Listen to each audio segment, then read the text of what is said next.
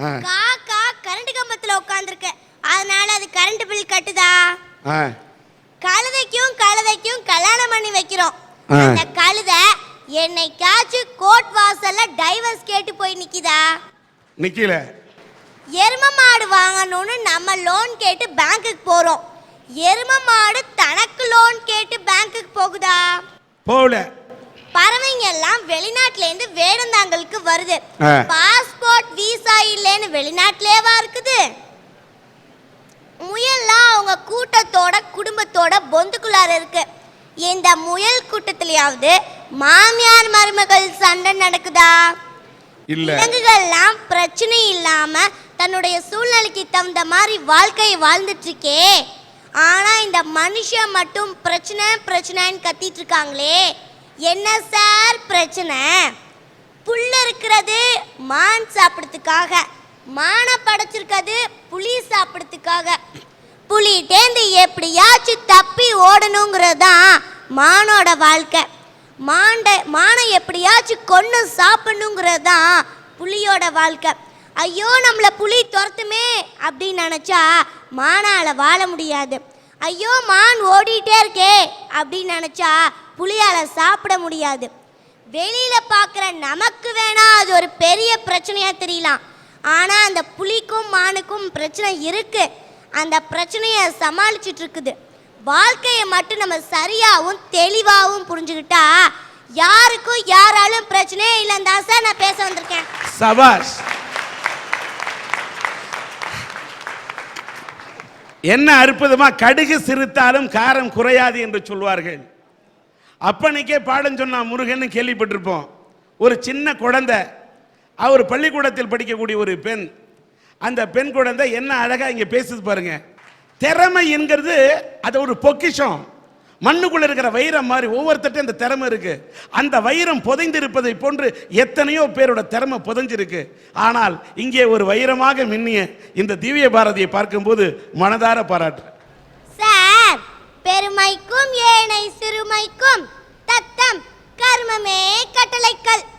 ஒருவருடைய மேன்மையும் ஒருவருடைய கீழ்மையும் அவங்க செய்யற செயல்களை பொறுத்து தான் சார்.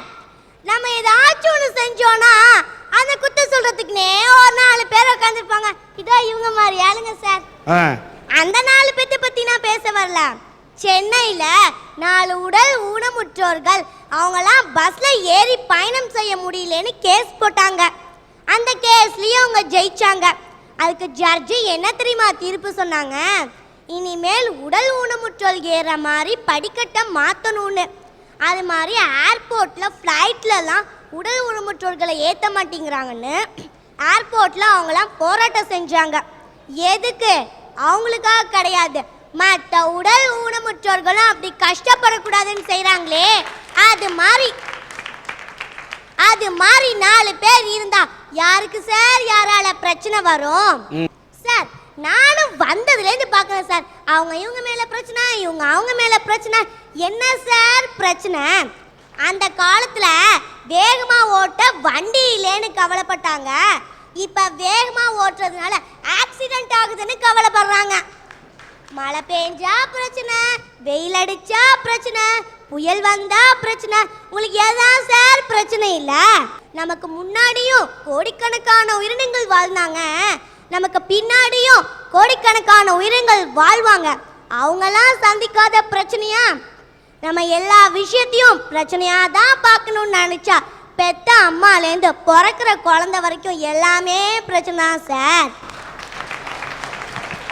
இந்த பூமியில நம்ம பிரச்சனை இல்லாம வாழ்ந்தா நம்ம வாழ்ற இந்த உலகம் நமக்கு சொர்க்கம் சார், சொர்க்கம்.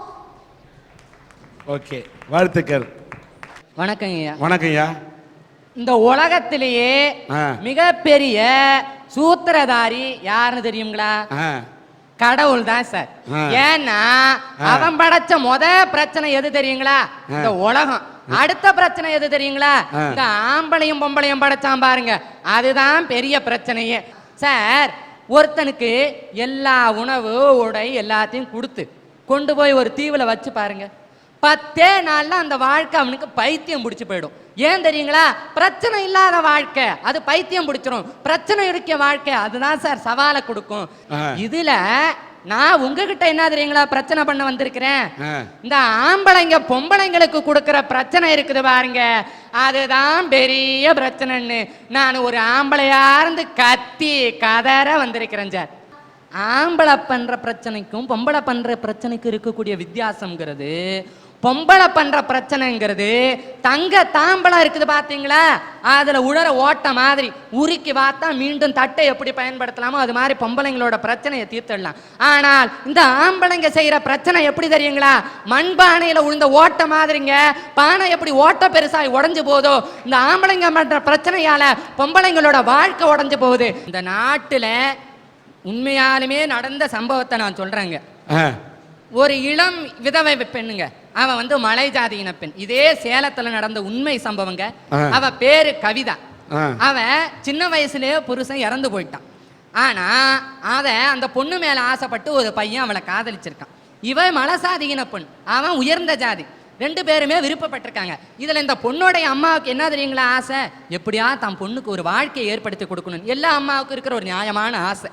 அதனால இந்த பையனுடைய அப்பா கிட்ட போய் என் பொண்ணும் பையனும் ஒருத்தர் விரும்புறாங்க, அவங்க என் பொண்ணுக்கு ஒரு வாழ்க்கையை ஏற்படுத்தி கொடுங்க அப்படின்னு சொல்லி அனுப்பிச்சு வச்சு. இந்த அம்மா சொல்லிட்டு திரும்பி வர்றதை காட்டியும் அந்த உயர்ந்த ஜாதின்னு அந்த பையனுடைய அப்பா இருக்காரு பார்த்தீங்களா, அவரு 4 ஆம்பளைங்களை அந்த பொண்ணு வீட்டுக்கு இந்த அம்மா வர்றதுக்கு முன்னாடி அனுப்பி அந்த பொண்ணை வெளியில இழுத்துட்டு வந்து அவளுடைய ஆடைகள் எல்லாம் உருவி அசிங்கப்படுத்தியிருக்கான் சார். சார், அன்னைக்கு பாரதத்துல துரியோதனனுடைய அவையில துச்சாதனன் திரௌபதியின் துகிலை உரிக்கும் போது கண்ணா கண்ணான்னு கத்தனாலாம், துணியை கொடுக்க கண்ணை வந்தானா? இந்த நாட்டுல அந்த பொண்ணு அண்ணா அண்ணான்னு கத்திருப்பாளே, எந்த ஆம்பளையாவது வந்தானா சார்? நின்று வேடிக்கை பார்த்தது ஆம்பளை தானே சார்?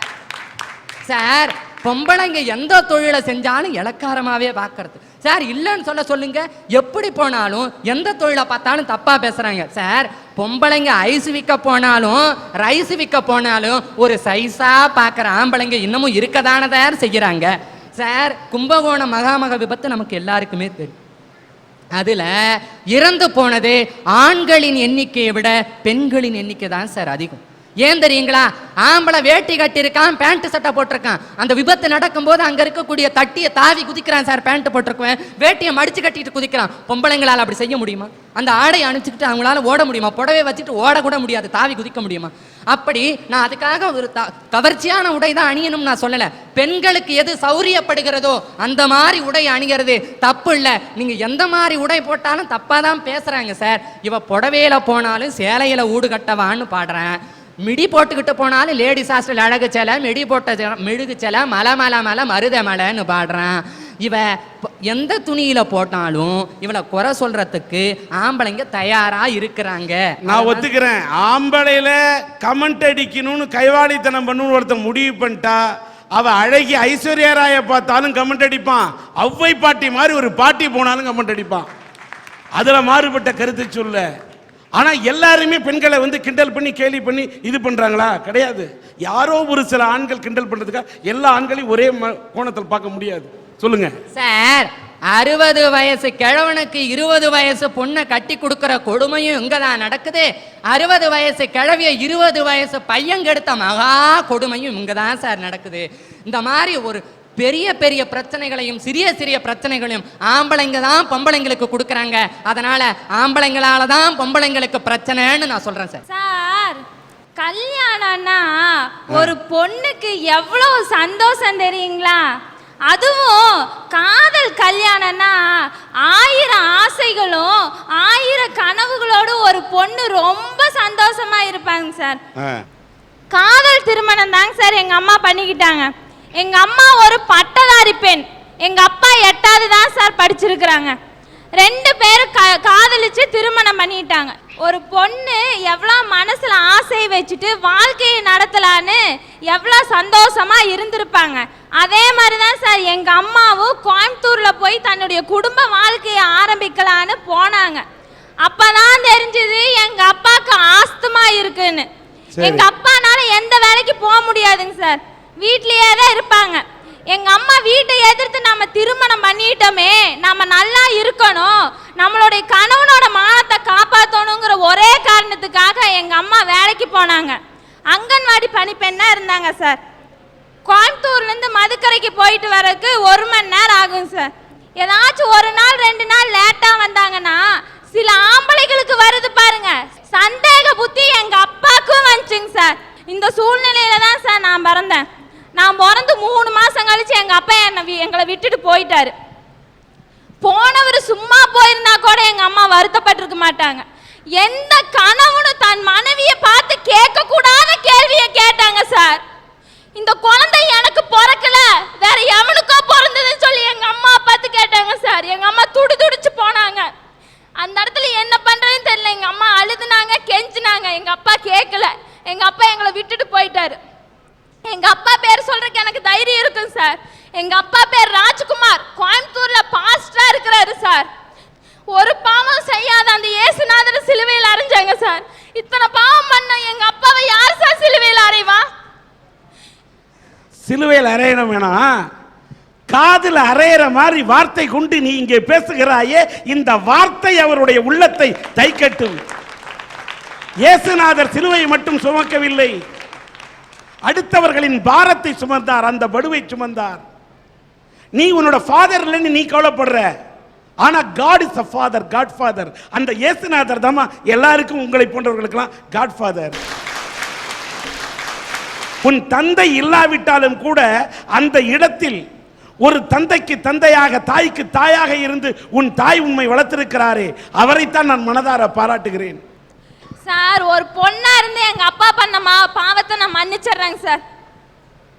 எங்க அம்மா சரி விட்டுட்டு போயிட்டாரே, ஒரு பொண்ணு இருக்குது அப்படிங்கறதுக்காக எனக்காக எங்க அம்மா வாழ்ந்தாங்க சார்.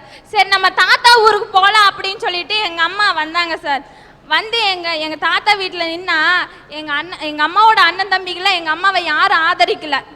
எங்க அம்மா நடுத்தருவில் தனியா இருந்தாங்க. எங்க அம்மாக்கு என்ன பண்றதுன்னே தெரியல சார்.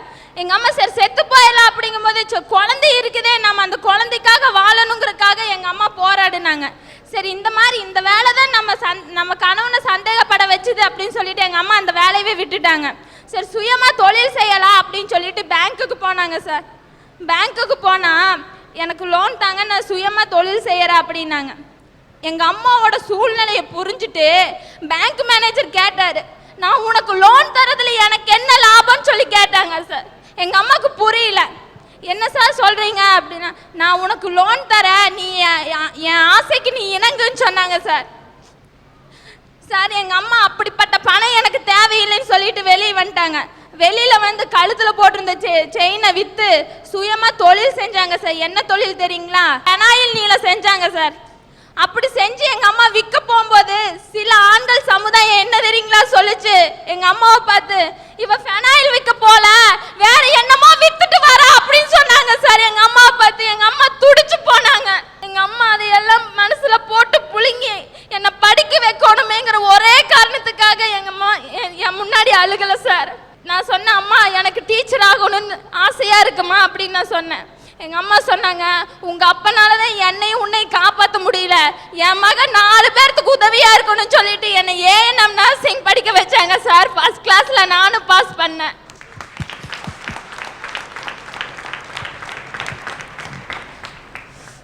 சார். படிச்சு நான் வேலைக்கு போனேன். எங்க அம்மாவோட பாரத்தை நான் 2 வருஷம் நான் சுமந்தேன் சார். சுமந்து எங்க அம்மாவுக்கு உதவியா இருந்தேன். நான் சொன்ன மறுபடியும் எங்கள் அம்மாட்ட சொன்னேன், அம்மா எனக்கு பிஏ லிட்ரேச்சர் படிக்கணுங்கம்மா, நான் படித்து என்னை படிக்க வைங்க அப்படின்னு சொன்னேன். எங்கள் அம்மா யோசிச்சாங்க, என்னம்மா சொல்கிறேன்? ஆமாங்கம்மா நான் மறுபடியும் படிக்கணும்னு ஆசையாக இருக்குது, என்னை நீங்கள் இந்த வருஷம் சேர்த்துங்க அப்படின்னு.